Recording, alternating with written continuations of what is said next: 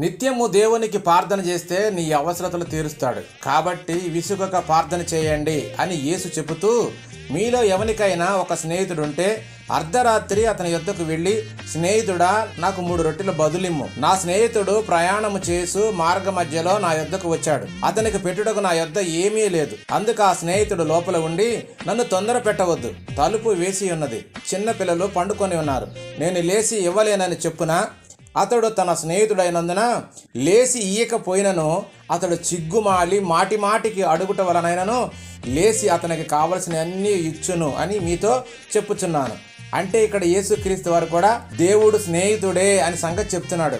అలాగనే ఇంకా నా స్నేహితుడైన మీతో చెప్పున్నది ఏమనగా, తన స్నేహితుల కొరకు ప్రాణం పెట్టు వాని కంటే ఎక్కువైన ప్రేమ గలవాడు ఎవ్వడూ లేడు అంటున్నాడు యేసు. అలాగనే దేవుడు కూడా నా స్నేహితులైన అబ్రహాము సంతానమా అంటున్నాడు ఇశ్రాయేలీయులతో.